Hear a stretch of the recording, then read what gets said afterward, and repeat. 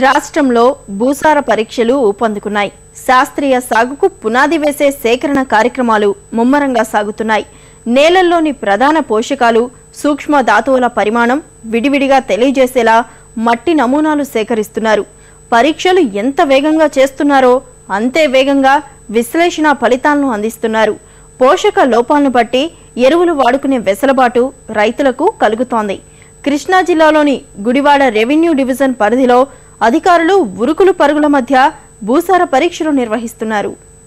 కృత్రిమ, రసాయన ఎరువుల వినియోగాన్ని క్రమబద్ధీకరించి నేల సారాన్ని బట్టి అవసరమైన ధాతువులు అందించే భూసార పరీక్షల యజ్ఞం నిర్విఘ్నంగా సాగుతోంది.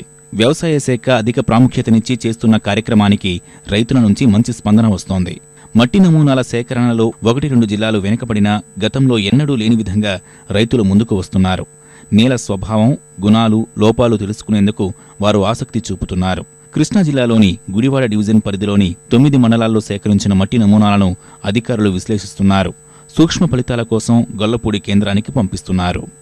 గుడివాడ డివిజన్ కి సంబంధించి 9 మండలాలు అలాట్ చేశారండి మాకు. ఈ 9 మండలాల నుంచి మొత్తం వాళ్ళు సాయిల్ శాంపిల్స్ అన్ని కలెక్ట్ చేసి మాకు తీసుకొస్తారు. వాటిని మేము నెంబర్ల వైజ్ గా సపరేట్ చేసుకుని తెచ్చిన వెంటనే వాటిని బాగా మెత్తగా కొట్టిస్తాము. వాళ్ళు మెత్తగా కొట్టించేసి ఆ కొట్టిందని జల్లెడ పట్టాలి. మళ్ళీ ఫైన్ పార్టికల్స్ అన్ని కిందకి దిగుతాయి. దాన్ని మాత్రమే యూజ్ చేస్తాము.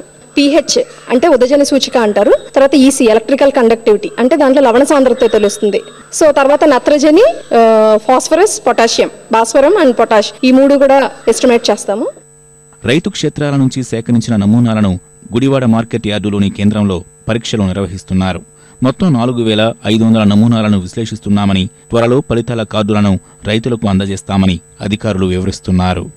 దీనివల్ల మనకు భూమిలోని పోషక పదార్థాలు విలువలు తెలుస్తాయి. ప్రస్తుతం ఈ భూసార పరీక్ష ఫలితాలను ఆధారం చేసుకొని ప్రతి ఒక్క రైతుకు హెల్త్ కార్డులు అనేటివి మనము సప్లై చేయడం జరుగుతుంది. హెల్త్ కార్డుల ఆధారంగా ఎరువులు వాడుకునే దానివల్ల తక్కువ ఖర్చుతో ఎక్కువ దిగుబడులు పొందేదానికి ఆస్కారం ఉంది. భూసారం ఆధారంగా ఎరువుల వాడకంపై అవగాహన కలుగుతోందని రైతులు చెబుతున్నారు. అవసరమైన పోషకాలని అందించడం వల్ల ఖర్చులు తగ్గుతాయనే భరోసా వచ్చిందంటున్నారు. ఈ అగ్రికల్చర్ వాళ్ళు మట్టి నమూనాలు తీసుకోమని చెప్పి రైతుల దగ్గరికి వస్తున్నారు. మట్టి నమూనాల శాంపిల్ తీపిచ్చి వాళ్ళు ఎట్లా తీయాలో కూడా వచ్చి చూపించి తీసుకుని వెళ్ళి శాంపిల్ తీసుకొచ్చి దానివల్ల రిజల్ట్ మనకి చెప్తున్నారు. ఎరువు ఏ మోతాదులో వాడాలనేది మట్టి నమూనా తీసిన తర్వాత వాళ్ళు రిజల్ట్ ను బట్టి మామూలుగా ఎరువులు వాడుకోవచ్చు. వేరియస్ ప్లేసుల్లో మట్టిని తీసే విధానం ఎలా తీయాలో చెప్పారు. మేము అలా మట్టిని తీసి వ్యవసాయ శాఖ అధికారులకి అందజేశాము. అందజేయడం వల్ల అధికారులు భూసార పరీక్ష కేంద్రాన్ని పంపించి దానికి ఏమేమి వాడాలో ఏంటో అవి తెలియజేసి కార్డు కూడా ఇస్తామని చెప్పారు.